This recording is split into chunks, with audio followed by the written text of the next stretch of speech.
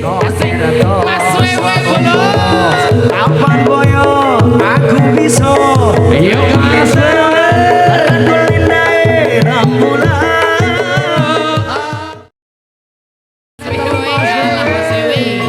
kasih goyang Honda Beat. Ayo.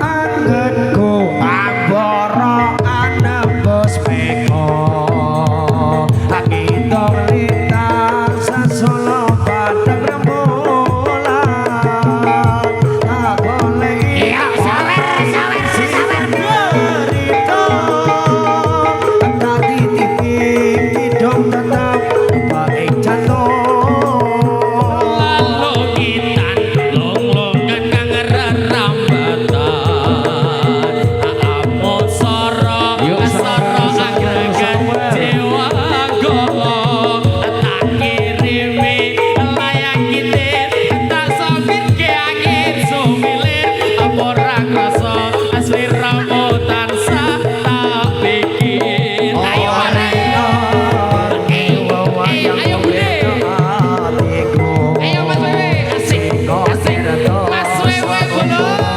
kapan boyo aku bisa yo bisa kulindai rambulan aku sabar kuatir lan moto cabar sakar mekar ditana cara kacegahan tananake umpama tangga tumeten sing tresno kanggo nalesi longko-longko ketika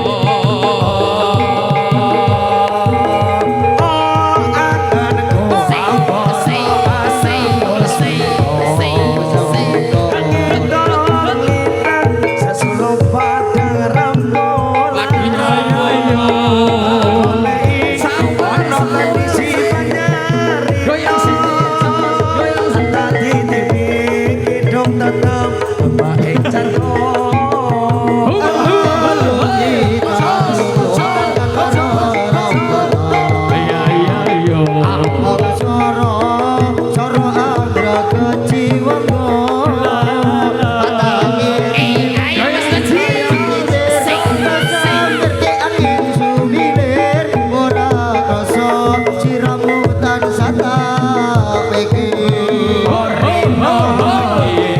wayang beto atiko ya kasih Mas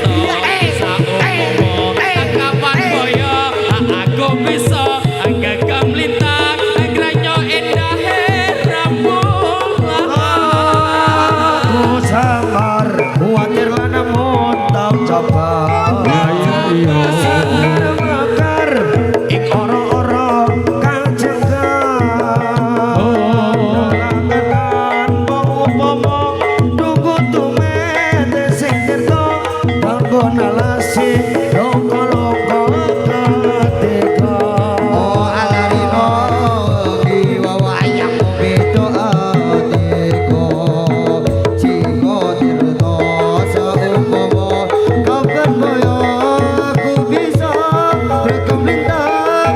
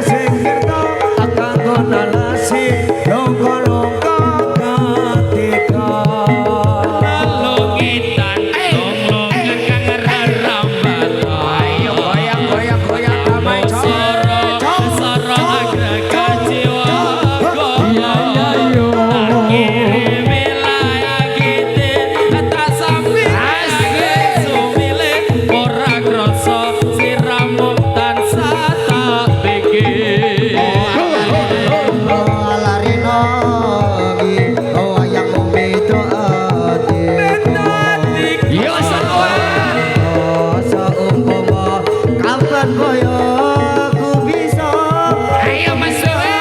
randu endah rembulan aku sawar kuatir lan namun cap sabar asakar mekar ing ora-ora kacengan ilang tekan kok umpama tunggu tumete sing tirta kanggo nalasi rongga-rongga ketika Lalu itan long-longan kang rerambatan. Amu soro anggragaji wago. Tak kirimi layang kite, tak sampir kange sumile. Ora krasa sliramu tansah tak pikir. Alina